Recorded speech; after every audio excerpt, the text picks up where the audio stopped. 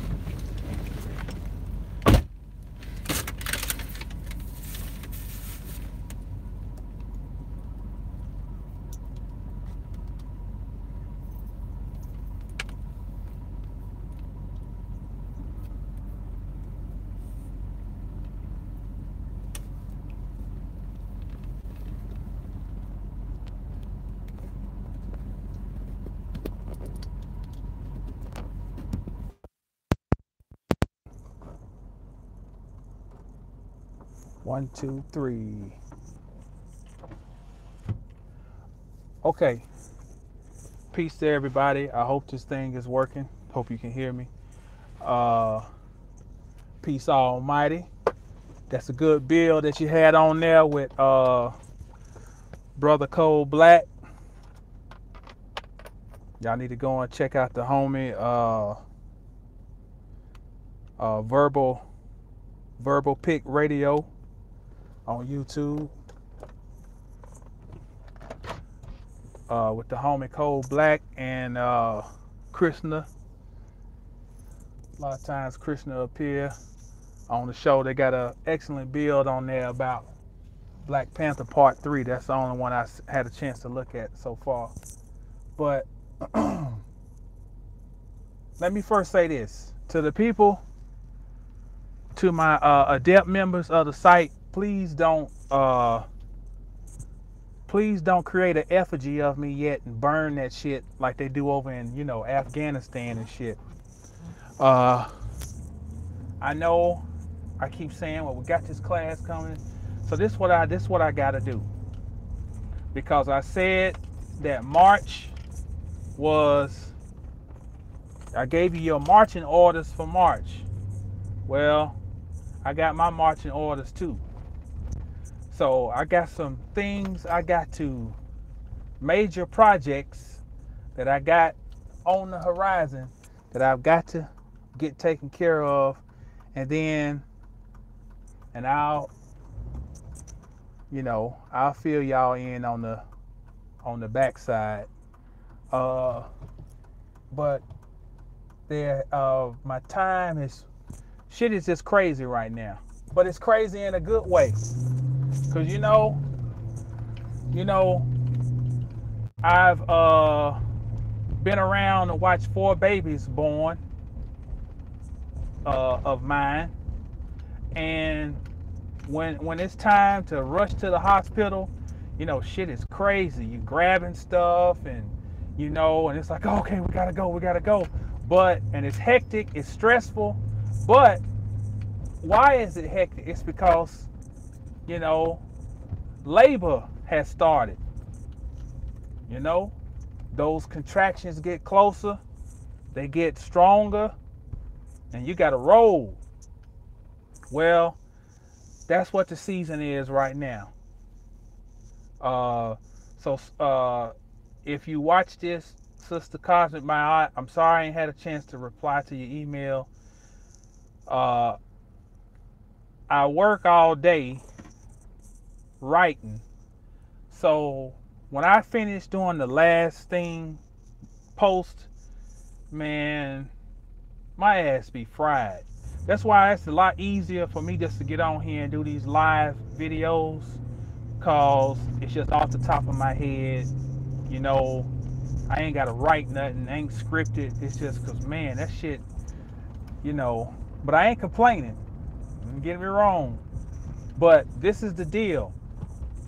I appreciate anybody who's considering signing up as an adept for Masters of the, go ahead and you can sign up as an Inner Sanctum member because you ain't paying nothing. So, but I don't want anybody right now to sign up as an adept member. That's the paid membership, because I want to wait until I'm about to come out hard with these series of classes where I got the time to really get down, which is next month, April. So if you're thinking about signing up, just chill right now, and I'm gonna give you the green light, because when I go, I'm gonna go hard. So I just do these videos in the car right now because this is what I can do, and I'm still gonna give you some jewels, and you can do with it what you may. Now, this is just real quick. It ain't nothing profound. You heard Dr. Arlene talk about it. You've heard Bobby Hemmett. I'm just gonna give you a slightly different perspective on the fallen ones. And basically, we all saying the same thing. But I think it's time just to reiterate this. Who are these fallen angels? Now, because sometimes it's so simple how something comes. It's like, well, let me just convey this. It ain't like it's something super heavy. But when you think about the term the fallen angels, and we talked about yesterday the covenant, and the covenant is the agreement. And with the daughters of earth, Glenn fell in love with them and mated with them and created some species. Now, what these people do, like on the History Channel and all that, they'll take this stuff and they'll turn this into a whole bunch of bullshit about, all these different. They'll have you on down this track, that track. They never step away for a moment and say that this is all symbolism, because their agenda is to confuse, okay, and not to ever elucidate. So these fallen angels, it's the same story you see with Superman. He comes from another place into this reality, right? So that means he died somewhere else and then he came into this reality. Well, that is the same story of the fallen angels. Now, where I want to go with this, though, is when you look at any technology that we're using right now, it is based on everything that we can find in mythology. Technology is based on mythology. So I'm speaking on this phone based on satellites. Those of you who have whatever form of paid television or whatever you got, a lot of it's working on satellites. When you go outside tonight and look up in the sky and see those stars, those are the original satellites, and that's you. So when we hear the concept of as above, so below, you're literally looking at yourself up in the sky. Stars. And that's the part of you that exists in that realm. And then there's you down here, but then there's another realm. There's another group of fallen angels.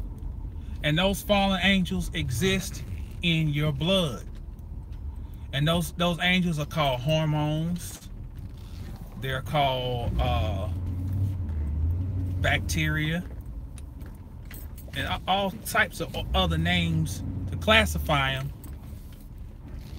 But I want to read something for you real quick, and to give a scientific backdrop to this. I want to show you this book. I think this might be one of the baddest metaphysical books you can get. Modern metaphysical books, but it's not considered a metaphysical book. This right here. It's called Water, Pure and Simple.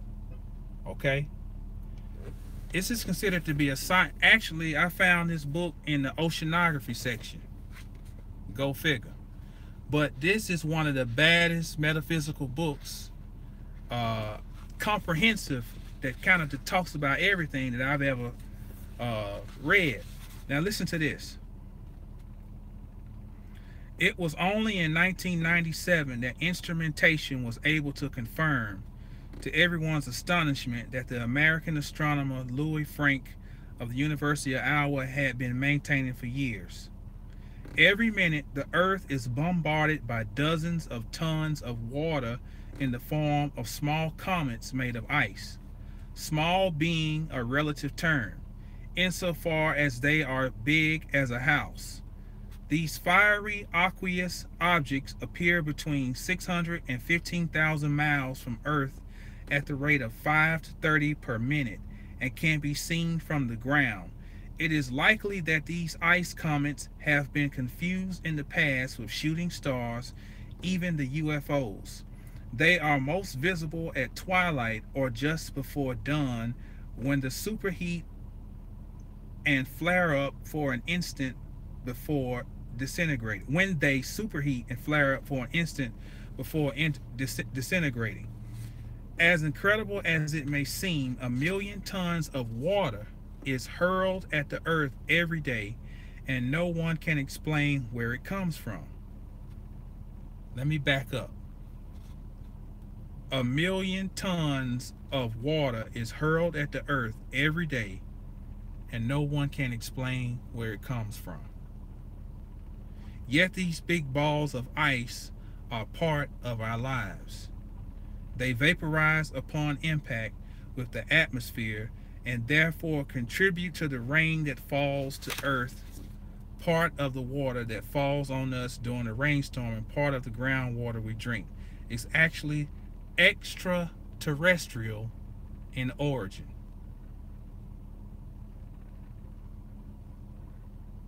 That's some profound shit. This one more time. This is the shit. They vaporize upon impact with the atmosphere and therefore contribute to the rain that falls to Earth, part of the water that falls on us during a rainstorm, and part of the groundwater we drink. Is actually extraterrestrial in origin.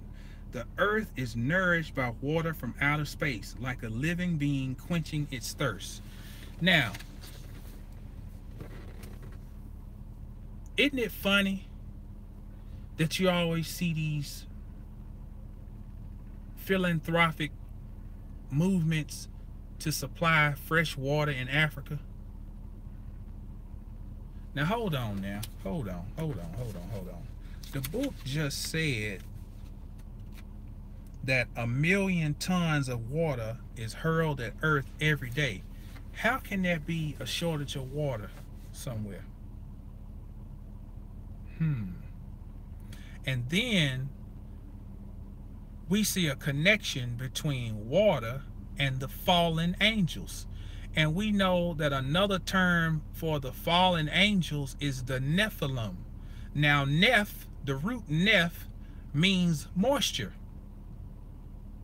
And from the same root, we get nebulous, like nebulous clouds, and moisture. Very interesting. Very interesting. So we can directly find a high rate, what's the term I want to use? Secret society agenda as it unfolds. Subtle things. And you can see where a ritual is being put forth. Now follow me what I'm saying. If the fallen angels are associated with the Nephilim, and from Nephilim we get nephrology, which is talking about your kidneys, and your kidneys is a filtering system using water, and Neph is moisture, and we got water falling to the earth every day, that also means that these are souls coming back every day. When they talk about the legions of armies, these are literally souls coming back every day on the earth. So now you understand more about what the heart program is about. Bingo, Bobby. And why? Let's see, this is the thing. The agenda is always this: to use your energy as a weapon against you. Think about this. To use your energy as a weapon against you. These fireballs that come to earth is basically fire encased in ice. Now that's called the trigram of water in I Ching. I'm gonna show, it's in this book. As a matter of fact, let me show you the trigram of water.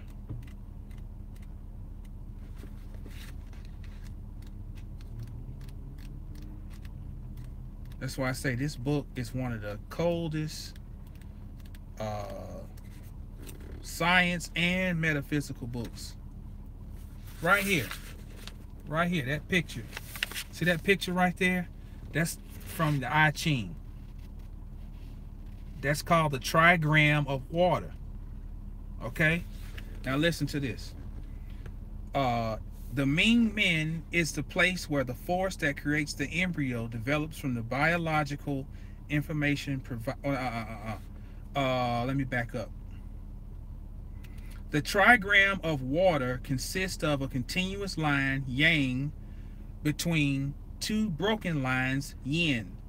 Among the evident suggestion of a river flowing between irregular banks, it can also be seen as a schematic representation of the two kidneys. Didn't I just say nephrology, Nephilim?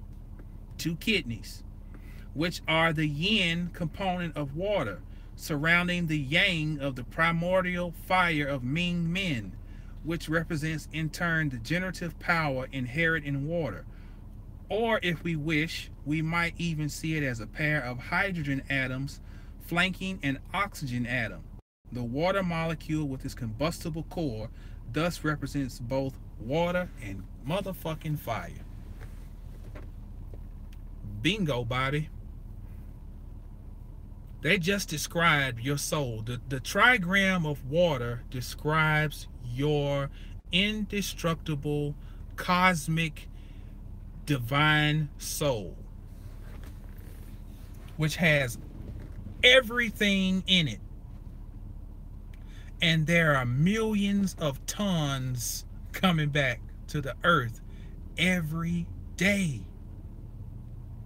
I often wondered and speculated, why would Channel 5 News spend millions of dollars on some what they call this thing? S1, S something radar that they just built not far from my house. And I'm like, damn, hell, you've been predicting weather for damn shit 70 years at least. I mean, what's the big brouhaha about a new radar to tell somebody it's gonna rain tomorrow? It might snow. The sun's gonna come out. Why? Because meteorologists are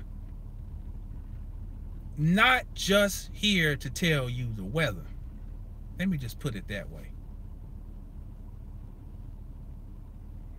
These people, and they may not even all know what their purpose is, but they are here to collect data. Those radars, man, them radars ain't about trying to tell you whether it's gonna rain. They are tracking. Listen, the book said that there are, as incredible as it may seem, 1 million tons of water is hurled at the earth every day, and no one can explain where it comes from. Then now you start putting two and two together. And they keep talking about, oh, we think there might be water on Mars. There might be water here and there. And it's funny because Dr. Aline just put up a snippet of a lecture he was doing at Sophia's, I think Sophia's Cafe or whatever. And he was talking about the how Creator Mutwa was saying that we pre-existed on Mars, that there was a civilization. So man, let me tell you, there's a lot more to this than we may think. So in a nutshell, you are the fallen ones, and you fail because you made a covenant to fall, to fall so that you could rise. So part of the falling was you had to become ignorant, you had to become forgetful. That was part of the agreement, because you had to constrict yourself in order to expand. So sister put a question up and asked me to expound on tension. So the tension is the covenant and the agreement to be put under pressure. Tension is talking about pressure, pressure, pressure. And one,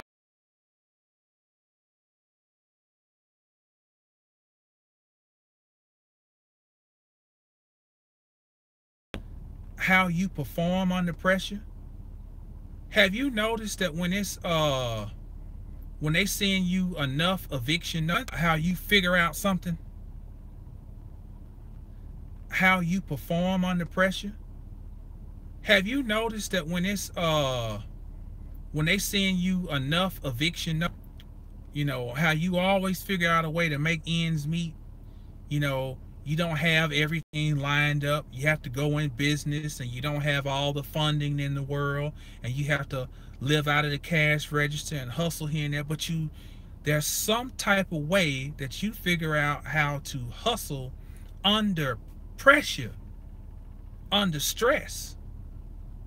And some of us can't function unless we got a damn foot on our neck. We don't know how to act. So that is the covenant.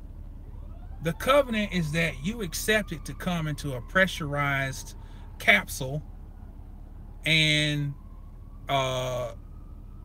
with the understanding that you would be transforming into something else. So the tension, but then here's the flip side to it. You could go and lift some weights and put yourself under tension so that a muscle will grow. But if there's too much, you're going to tear the muscle. And if there's not enough tension, the muscle ain't going to grow. Now, this is where Kabbalah comes in. Kabbalah is a multifaceted system that is simply reminding you of finding a middle point as it relates to you. What's the middle for you? So I tore this pectoralis right here because I told my brother I wanted to get my bench press up. Hell, we was already, you know, lifting ungodly weight. So ego, I put 455 pounds on the bar, and on my second rep coming up, you know, I've torn both of these pecs. I tore this one in high school. I tore this one in 06. This one, on my second rep coming up, I felt when you tear a muscle, it's like you feel something do this. That's how it feels, real quick. And you know, once you've ever torn a muscle, you know when you tear it again. You know what it feels like. And I tore that damn motherfucker. Why? Because I put too much tension on the muscle. So when Bobby Hemmett talks about the science of giving up, that's the see. This is the hard thing for the Nephilim or the giants or the fallen ones to know is when to give up and when to stay the course. Okay? And that's when we have to consult our satellites. Okay? Sister Tamika calls them her spirit guides. However you want to call it. We have to consult our satellites because they're able to give us some intel about, they're able to see a more vast array than we can in our limited, contracted, restricted form. You see what I'm saying? So we consult the satellites to see, you know, maybe it's time to just give up on this aspect. Then again, maybe it's time to keep on pushing. So what I discovered is that those satellites will send us different messages. Sometimes there'll be symbols, other times there'll be numbers, there'll be certain messages and things of that nature. Once you tune in and you are really, really, really honed in, you can pick up the frequency. Now, I know people who can pick up the frequency by touching some shit or looking at a picture. Okay? Now, I haven't tapped into that gift. Now, I use something simple, like I'll tap in some shit on my phone, or I might hit scramble on my channels on my TV, or I might use the internet. Just go and do a one of those search engines where, you know, like MSN or Yahoo, where they got a whole bunch of shit up on the screen. You can divine through that. You know, you put the question out there, open up your laptop, your computer, whatever, go to the what you call in the browser and search through it, and the message and look for the message on that front page. But see, this is the thing. The only reason that we get this stuff and other people don't is because they're not looking for it. It's not that we're actually doing anything other than having the audacity to actually believe in that shit. That's the secret.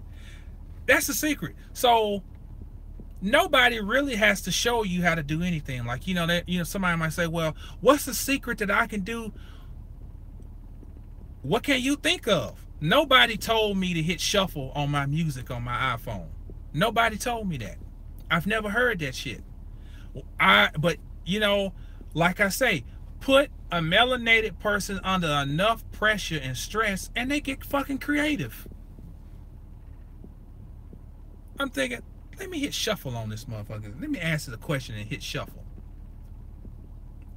And I'll be damned if I ain't get some a bunch of relevant answers. So again, you are the fallen one, the fallen angels, you know, and you fell into the pit, which is hell, right? The pit is your stomach. Because the first thing that develops when you are gestating is your digestive system, your digestive tract, your intestines, your colon, your stomach. That comes before anything. And what's funny is that stomach comes from stomachus, which means mouth. So the first mouth that you develop is your anus and your stomach. The pit of hell comes first. Okay, so that's why you fell down into hell. You're the fallen angel. It has nothing to do with you and God was arm wrestling, or Satan and God was arm wrestling, and or Satan and God was playing spades, and Satan lost and he got kicked out of the heaven liquor house and whatever. It ain't got nothing to do with none of that. It is the story of creation, of your creation, your formation.